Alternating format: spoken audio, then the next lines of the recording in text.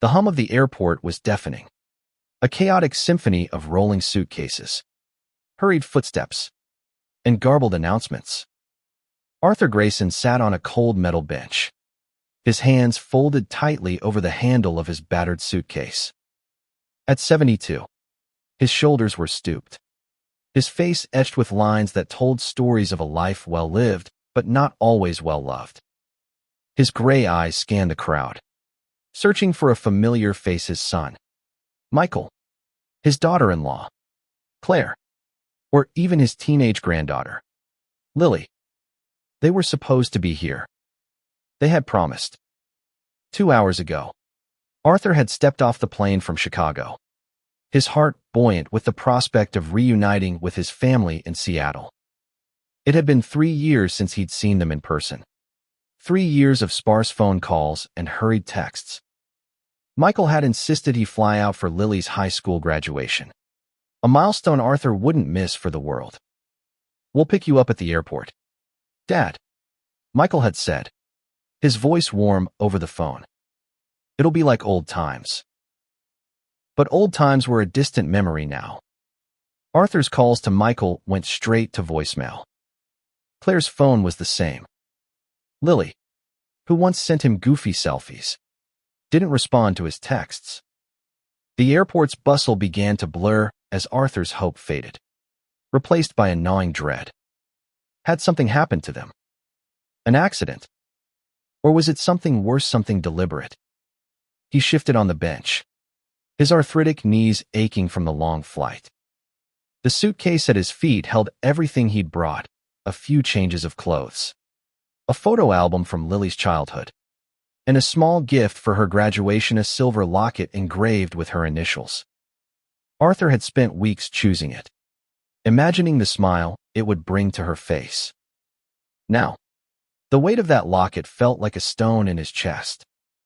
The airport clock ticked past 9 p.m.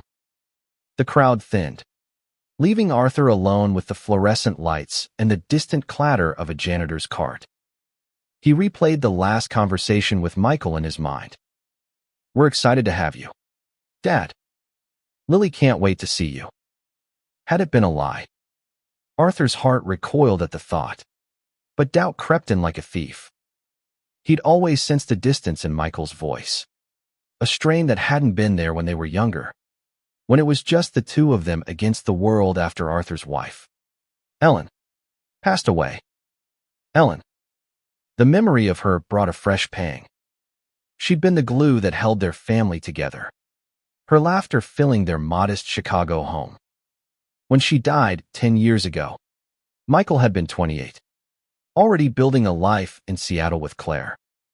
Arthur had tried to stay close, but the miles and the years had stretched them thin. He'd sold the house last year, moving into a small apartment to cover medical bills and living expenses. Michael had offered little help, citing his own financial struggles. Arthur hadn't pushed. He never wanted to be a burden. But this felt different. This wasn't neglect. This was abandonment. Arthur's fingers tightened on the suitcase handle, his knuckles whitening.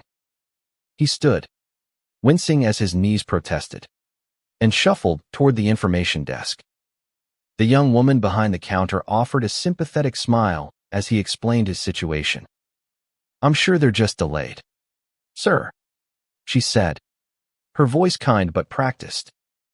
"Do you have somewhere to stay tonight? There's a hotel shuttle outside." Arthur nodded numbly, though he had no intention of leaving. Not yet. He returned to the bench, his mind racing. What if they weren't coming? What if they'd changed their minds? The thought was unbearable, but Arthur forced himself to face it. He wasn't a stranger to hardship. Growing up in a rough Chicago neighborhood, he'd learned to fend for himself, to find strength in solitude. But this was a wound no amount of resilience could heal. As midnight approached, Arthur made a decision. He wouldn't wait any longer. He pulled out his phone and booked a room at the airport hotel, his fingers trembling as he entered his credit card details. The cost stung his savings were meager, but pride kept him from begging Michael for answers. He'd figure this out on his own, just as he always had. The hotel room was sterile, the bed too firm for his aching back. Arthur lay awake, staring at the ceiling, replaying every moment of the day. He thought of Lily, her bright eyes and infectious laugh. She was the reason he'd come, the reason he'd endured the long flight and the uncertainty. He couldn't believe she'd abandon him. There had to be an explanation. Morning brought no clarity. Arthur checked his phone again, still no messages. No missed calls. He sat on the edge of the bed, his heart heavy with a truth he wasn't ready to accept. His family had left him behind, and he didn't know why. Arthur spent the next day in a haze, alternating between the hotel room and the airport terminal. He walked the concourse, hoping against hope to spot Michael's broad shoulders or Lily's auburn hair. Each passing hour chipped away at his resolve, but he clung to the belief that there was a misunderstanding. Maybe their car had broken down. Maybe they'd been caught in traffic. But deep down, he knew better. The silence from his family was deafening. By noon, Arthur's patience wore thin. He dialed Michael's number again, this time leaving a voicemail. "Michael, it's Dad. I'm at the airport. I've been here since yesterday. Please, son, just let me know you're okay." His voice cracked, betraying the hurt he tried to suppress. He hung up and stared at the phone, willing it to ring. It didn't. Desperate for answers, Arthur called a neighbor from his old Chicago block, Mrs. Delaney, who'd always been a reliable source of gossip. "Arthur, dear, I haven't heard from you in ages," she said warmly. He explained his predicament, and her tone shifted to concern. "That's awful. Let me ask around. Maybe someone's heard from Michael." An hour later, Mrs. Delaney called back. "Arthur, I spoke to my niece, who knows Claire's sister. She said, she said Michael's been telling people you're too frail to travel, that you canceled the trip yourself. Claire backed him up, said it was for your own good." Arthur's blood ran cold. Frail? Canceled? His voice was barely a whisper. "I'm here, Margaret. I flew across the country." "I know, dear. I know." Mrs. Delaney's voice was thick with sympathy. "I don't understand it either. But you take care of yourself. All right. You're stronger than they think." The call ended, and Arthur sat in stunned silence. His own son had lied about him, painted him as a feeble old man to justify what? Avoiding him, erasing him from their lives. The betrayal cut deeper than he'd imagined possible. He thought of the years he'd spent raising Michael alone, working double shifts at the factory to pay for his college, cheering at his soccer games, teaching him to drive. Had it all meant nothing? Anger flickered in Arthur's chest, a spark he hadn't felt in years. He wasn't frail. He wasn't a burden. And he sure as hell wasn't going to let his family discard him like yesterday's news. Arthur opened his suitcase and pulled out the photo album, flipping through pictures of Michael as a boy, of Ellen's radiant smile, of Lily as a toddler in his arms. Each image was a reminder of what he'd fought for, what he'd lost, and what he refused to let go. He needed a plan. Seattle was a big city, but Arthur wasn't helpless. He'd find Michael and get answers, even if it meant showing up at their doorstep unannounced. He checked his bank account enough for a few more nights at the hotel and maybe a rental car. It wasn't much, but it was enough to start.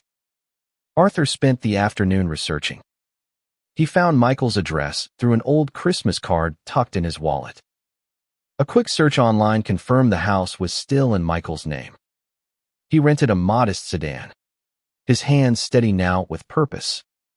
As he drove through Seattle's unfamiliar streets, The city's gray drizzle mirrored his mood. The Space Needle loomed in the distance, a symbol of a city that felt alien without his family by his side. When he reached Michael's neighborhood, Arthur's heart pounded. The house was modern, with neatly trimmed hedges and a sleek SUV in the driveway. It was the kind of place Ellen would have loved, though she'd have added flowers to soften its edges. Arthur parked across the street, his hands gripping the steering wheel. He wasn't sure what he'd say, but he knew he couldn't leave without confronting the truth. He knocked on the door, his breath catching as footsteps approached. Claire opened it, her face paling at the sight of him. "Arthur." "What? What are you doing here?" "I could ask you the same," he said, his voice steady despite the storm in his chest. "I've been at the airport since yesterday. Where's Michael? Where's Lily?" Claire's eyes darted away, her hands twisting nervously. "You shouldn't have come. Michael said you weren't feeling well, that you canceled. Don't lie to me, Claire." Arthur's tone was sharp, cutting through her words. "I'm here. I flew across the country because you asked me to. Now where's my son?" Before Claire could answer, Lily appeared behind her, her eyes wide with shock. "Grandpa," she whispered, her voice trembling. "You're really here?" Arthur's heart softened at the sight of her, but the pain of betrayal kept his resolve firm. "I'm here, Lily, and I need to know why none of you were." Lily's shock turned to tears as she pushed past Claire and threw her arms around Arthur. "I didn't know, Grandpa. I swear I didn't know." Her voice was muffled against his coat, her sobs shaking her slight frame. Arthur held her tightly, the warmth of her embrace a fleeting comfort against the cold reality of the moment. Claire stood frozen in the doorway, her face a mask of guilt and indecision. "Arthur, please, come inside. Let's talk." He hesitated, his instinct to walk away warring with his need for answers. Finally, he nodded, following Claire into the house. The living room was pristine, all sharp angles and modern furniture, a far cry from the cozy chaos of his old Chicago home. Lily clung to his arm, her eyes red but fierce with determination. "Where's Michael?" Arthur asked again, his voice low but firm. "He's at work," Claire said, avoiding his gaze.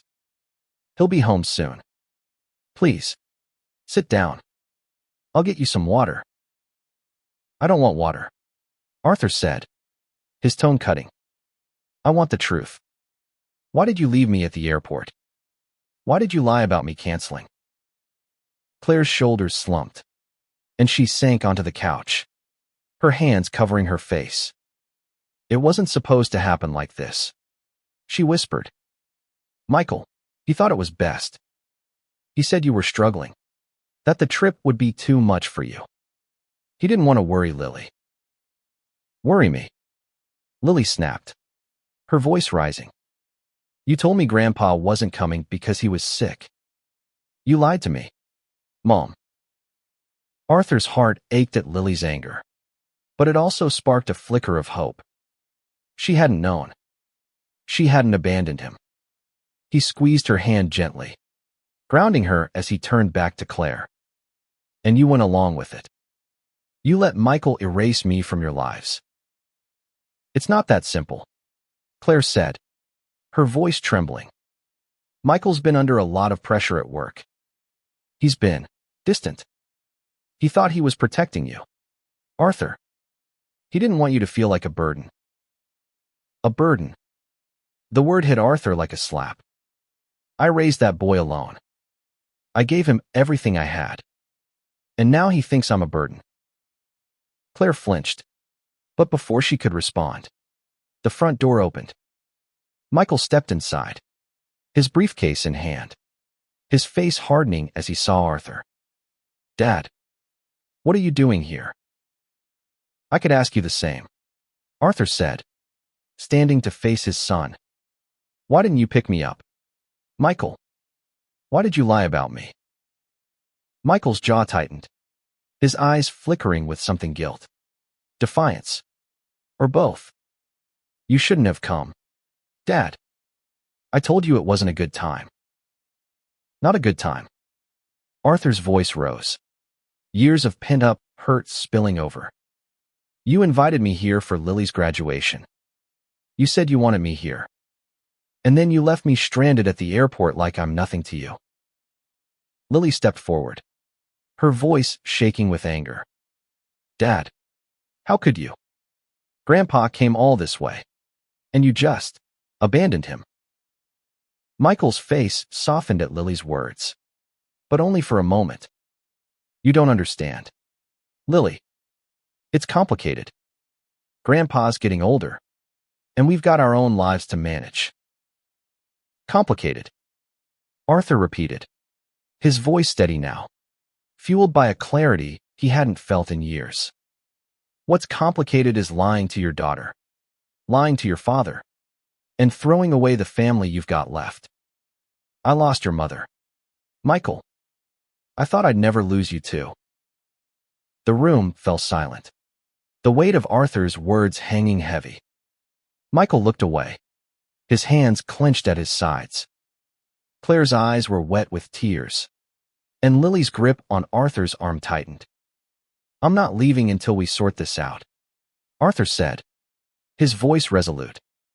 I deserve to know why my own son turned his back on me. Michael sighed, running a hand through his hair. Fine. Let's talk. But not like this. Not with everyone yelling. They sat, an uneasy truce settling over the room. Michael began, his voice low and halting. He spoke of the pressures at work, the financial strain of maintaining their lifestyle, the fear of failing as a husband and father. I thought I was doing the right thing, he said. I thought if I told you not to come, you'd feel rejected. So I made it seem like you couldn't handle it. Arthur listened, his heart torn between anger and pity. Michael's words were a confession, but they weren't an apology. Not yet. You could have talked to me, Arthur said quietly. You could have trusted me to understand. Instead, you made me feel like I don't matter. I didn't mean for that, Michael said, his voice breaking. I didn't know how to handle it. Lily, who had been silent, spoke up. You should have told me. Dad, Grandpa's always been there for me. He's not a burden. He's family. Arthur's eyes stung at her words. He reached for the photo album in his suitcase and opened it to a picture of Lily at 5, sitting on his shoulders at a county fair. This is what family means to me, he said, his voice thick with emotion. It's not about convenience or timing. It's about showing up, no matter what. The conversation stretched into the night, raw and painful but necessary. Michael admitted to his shame, his fear of confronting his own limitations as a son. Claire confessed her complicity, torn between loyalty to her husband and her affection for Arthur. Lily, fierce and unyielding, refused to let her parents off the hook, her love for her grandfather a beacon in the storm. Arthur listened, his heart heavy but open. He saw Michael not as the man who'd abandoned him, but as the boy he'd raised, struggling under the weight of his own choices. I'm not perfect, Arthur said at last. I made mistakes raising you, Michael, but I never stopped loving you, and I never will. Michael's eyes glistened, and for the first time, he reached for Arthur's hand. I'm sorry, Dad. I was wrong. I should have been there. The apology was a start, but Arthur knew trust would take time to rebuild. He stayed in Seattle, moving into a small Airbnb nearby to give both sides space to heal. Lily visited him daily, her presence a reminder of why he'd fought to stay connected. They walked through Pike Place Market, sharing stories and laughter. The locket he'd bought her now gleaming around her neck. Arthur began to rebuild his relationship with Michael too, though it was slower, more tentative. They met for coffee, talking about the past and the future, about Ellen and the memories that still bound them. Michael opened up about his fears of aging, of losing control, and Arthur listened, offering the wisdom of his years without judgment. Claire, too, made an effort, inviting Arthur to dinner and asking about his life in Chicago. She shared her own struggles, her guilt over letting Michael's decision go unquestioned.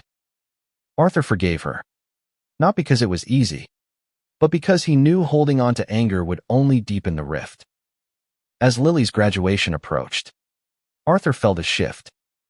The family was far from perfect, but they were trying.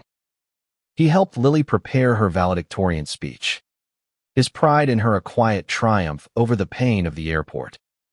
When the day arrived, Arthur sat in the front row, his heart full as Lily spoke of resilience, family, and second chances, words he knew were inspired by their shared ordeal.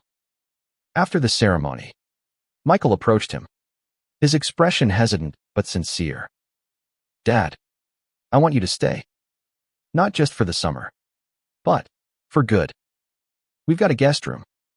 It's yours if you want it." Arthur considered the offer, his mind flashing to the airport, the hotel, the loneliness. But he also saw Lily's smile, Michael's outstretched hand, Claire's tentative hope. "I'll think about it," he said, his voice steady. "But wherever I am, I'm not going anywhere. Not anymore." The weeks following Lily's graduation were a delicate dance of rebuilding. Arthur stayed in Seattle, splitting his time between the Airbnb and Michael's home. He wasn't ready to move, and permanently not yet. The wound of the airport still lingered, a reminder of how fragile trust could be. But he was willing to try. For Lily, for Michael, and for the memory of Ellen, who would have wanted them to find their way back to each other. Arthur found purpose in small moments. He taught Lily to cook Ellen's favorite recipes, filling the kitchen with the scent of rosemary and garlic. He helped Michael fix a leaky faucet, their hands working in tandem as they once had during Michael's teenage years.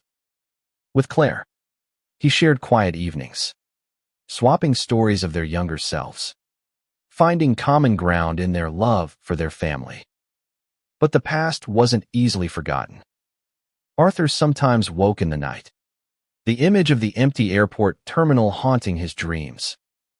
He wondered if Michael truly understood the depth of his hurt, or if Claire's apologies were enough to mend the rift. Yet each day brought new evidence of their effort: Michael's calls to check in, Claire's invitations to family events, Lily's unwavering presence. One afternoon, Lily dragged Arthur to a community center where she volunteered, helping elderly residents with art classes and book clubs. "You'd love it here, Grandpa," she said, her eyes bright. "These people have stories like yours. They'd get you." Arthur was skeptical but agreed to try. The center was a warm, cluttered space filled with laughter and the soft clink of coffee mugs. He met Margaret, a sprightly 80-year-old who shared his love of jazz, and Tom, a retired carpenter with a wicked sense of humor. For the first time in years, Arthur felt a sense of belonging that didn't depend on his family alone. He started volunteering too, leading a memoir writing workshop for the seniors. He shared his own story at the airport, the betrayal, the tentative reconciliation, urging others to put their lives on paper. The act of writing was cathartic, each word a step toward healing. His students, in turn, shared their own tales of loss and redemption, their voices weaving a tapestry of resilience that reminded Arthur he wasn't alone. One evening, Michael joined him at the center for a jazz night, a rare outing for just the two of them. As the music swelled, Michael leaned over, his voice low. "I'm trying, Dad. I know I messed up, but I'm trying." Arthur nodded, his throat tight. I know, son. And I'm here. The moment wasn't perfect, but it was honest. Arthur realized that forgiveness wasn't a single act, but a process. One that required patience and vulnerability from both sides. He wasn't ready to forget the airport, but he was ready to move forward, one step at a time. Months passed, and Arthur's life in Seattle took root. He decided against moving in with Michael, choosing instead a small apartment near the community center. It was modest, like his old place in Chicago, but it felt like home. Lily helped him decorate, hanging photos of their family alongside new ones from their Seattle adventures. The locket gleamed around her neck, a symbol of their bond. Michael and Claire continued to make amends, inviting Arthur to holidays and family dinners. The conversations weren't always easy, but they were real. Arthur saw glimpses of the boy he'd raised in Michael's efforts, the way he listened, the way he showed up. Claire, too, grew more open, sharing her fears of losing Lily to college and her gratitude for Arthur's presence.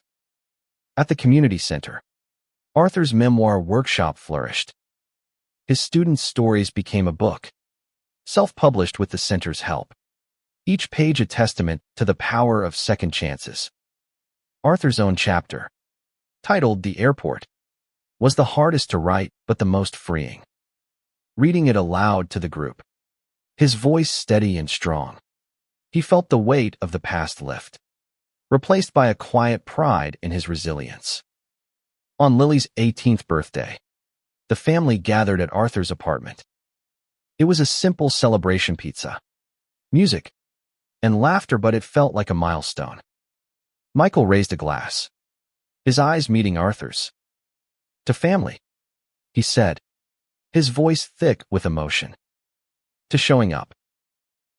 Arthur clinked his glass against Michael's, then Lily's, then Claire's. To showing up, he echoed, his heart full. As the evening wound down, Lily pulled Arthur aside, her eyes shining. I'm proud of you, Grandpa. You didn't give up on us, even when we let you down. Arthur smiled, brushing a strand of hair from her face. And I never will, kiddo. The airport was a memory now, a scar that had faded but not disappeared. Arthur had learned that family wasn't about perfection but persistence, about choosing to stay even when it hurt. His family had paid a price for their mistake, not in punishment, but in the hard work of rebuilding what they'd nearly lost. And Arthur, with his weathered hands and stubborn heart, had shown them the way.